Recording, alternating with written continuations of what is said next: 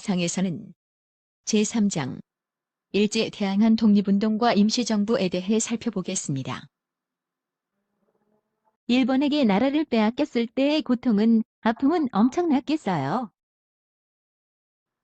그래서 우리나라는 일본의 식민 지배를 벗어나기 위해 많은 노력을 했어요.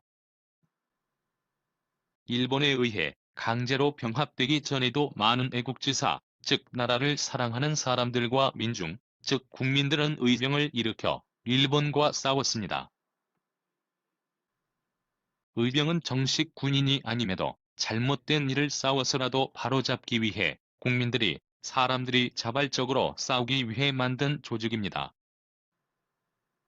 의병대장 안중근 의사는 한반도 침략의 원흉, 우두머리인 이토 히로부미를 처단하기도 했어요. 여기서 의사는 아픈 사람을 치료하는 의사가 아니라 옳고 의로운 일을 위해 자기를 희생하는 사람을 말합니다. 이토 히로부미를 죽인 후 체포된 안중근 의사의 사진과 그의 손도장.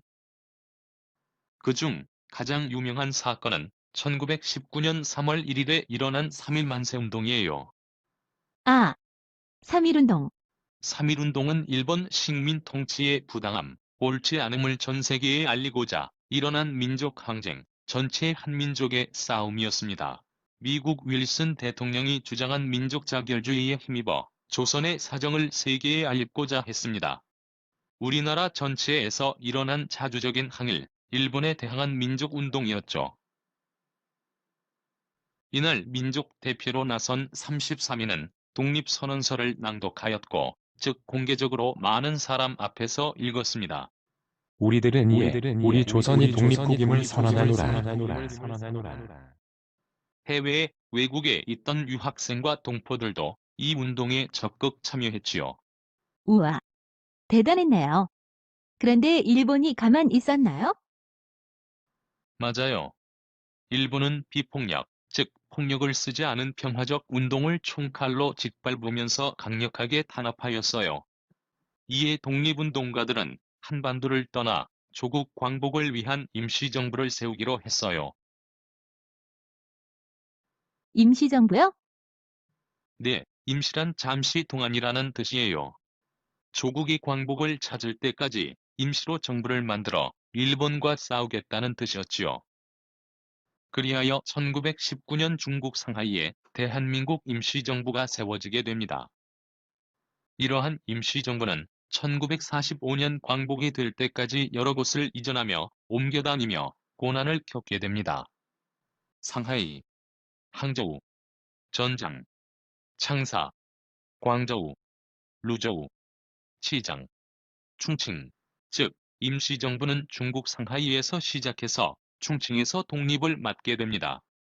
결국 역경, 어려움, 힘든 상황을 이겨내고 대한민국을 다시 세우는 기틀, 기초, 토대를 만들었지요. 대한민국의 헌법, 즉 법 중에서 가장 높은 법인 헌법에는 임시정부의 정통성을 이어간다고 명시되어 있답니다. 대한민국 헌법 전문. 유구한 역사와 전통에 빛나는 우리 대한민국은 3.1운동으로 건립된 대한민국 임시정부의 법통과 불의에 항거한 3.1운동. 3.1운동은 1919년 3월 1일을 시작으로 일본의 식민지 지배에 저항하여 전 민족이 일어난 항일 독립운동으로 일제 강점기에 나타난 최대 규모의 민족운동이었습니다. 3.1운동은 단순히 우발적으로 우연히 일어난 사건이 아니라 많은 사람들이 오랜 시간 준비한 결과였습니다. 3.1운동 이전에 해외에서, 외국에서 이미 독립선언서를 발표하였고, 국내에서도 민족 지도자들이 독립선언서를 작성하기, 만들기 위해 계획을 세우기 시작했습니다. 그리고 1919년 3월 1일 조선의 마지막 임금 고종의 장례식에 즈음하여 서울 등 주요 도시에서 시작된 독립선언과 만세 시위는, 만세운동은 전국 방방곡곡으로 전국 모든 곳으로 퍼져나가 학생, 노동자, 농민 등 다양한 사회계층의 참여를 이끌어냈습니다.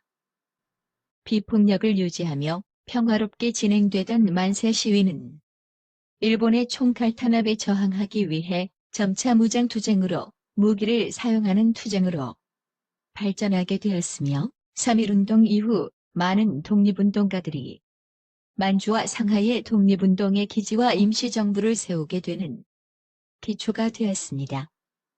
결과적으로 3.1운동은 일본의 부당한 점령을 옳지 않은 한국 지배를 세계인들에게 알리고 우리 민족의 자주독립 의지와 역량을 알리는 기회가 되었습니다.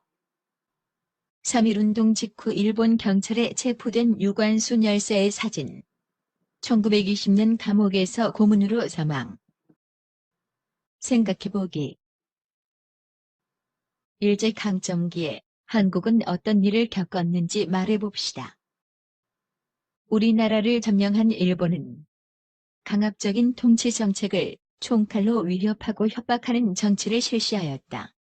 일본의 식민 지배에 반대하는 사람들을 억압하고 감옥에 가두었다.